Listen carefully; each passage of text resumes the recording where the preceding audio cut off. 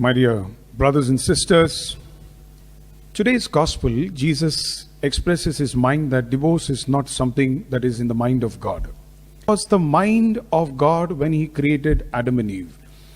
God's mind is very clear. This is what Jesus says, is stability in marriage. God wants a relationship between man and woman in marriage to be stable. Because if the relation between husband and wife is stable, children born of these marriages are stable, society is stable. And therefore, if you realize how God created Eve from the side of Adam, and Augustine makes a nice commentary on this, he says, God created Eve as a helpmate for Adam from the side of Adam.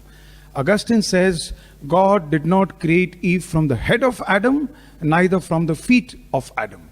If God would have created Eve from the head of Adam, Adam would have dominated and controlled Eve.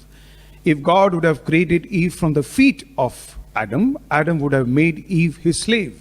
God did not create Eve from the head of Adam, neither his feet.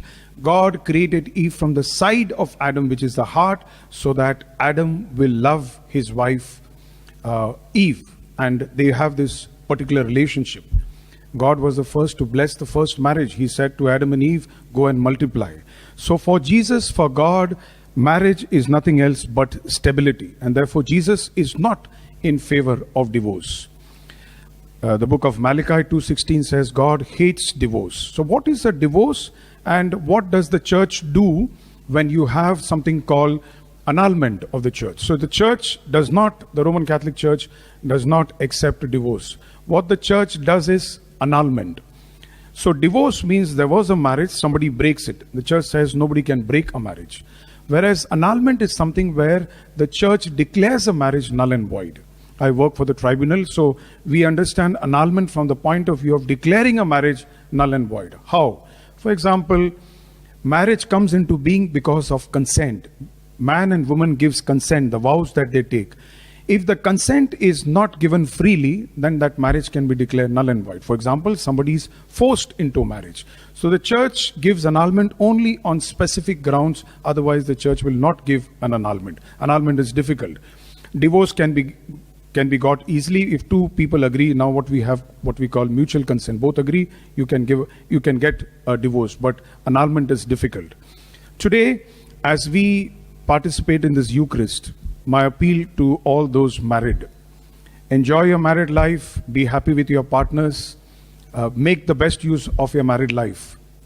There was an elderly lady once asked by somebody. She was of the time of the 60s when she got married, and her marriage was very good and a long and happy marriage. So somebody asked, modern time, how did you manage to have this beautiful marriage for such a long time? And this lady said something very interesting. In the 60s, when something broke, we repaired. Even when relationship broke, we repaired. In your times, when something break, you replace. Mobile breaks, we replace. So relationship break, we replace. That lady was very wise, because she says, when relationship broke, we repaired.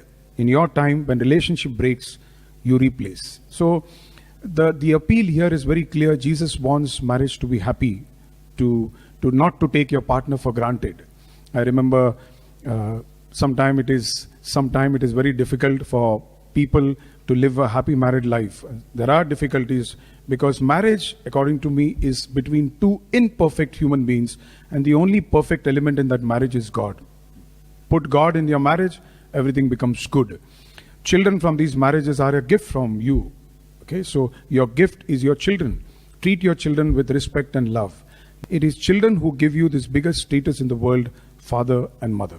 So I would like to conclude: make best use of your marriage. Don't disrespect your partner, but don't take your partner for granted. I remember once a man was telling me, my wife is a duffer, she's a dumbo, she doesn't know to make choices, she make all wrong choices in life. And then I smiled and said, but she made a choice to marry you, so her choice is not that bad. So in our own life, sometimes we think we are perfect, the other person is not perfect. I appeal that you love, you care, and you respect your partner and your children. I would like to end by quoting Khalil Gibran. Khalil Gibran was a Sufi mystic. He says, if you look in the jungles, we have big trees and small trees. The small trees sometimes live under the shadow of the big tree. In a marriage, if the wife lives under the shadow of the husband, the wife will not grow.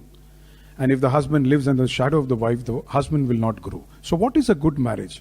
A good marriage is one in which the husband brings out the best in the wife and the wife brings out the best in the husband. That is a good marriage. 25 years down the line, when you celebrate anniversaries, wait, celebrate anniversaries. Tell the world how much we love, how much we care for each other.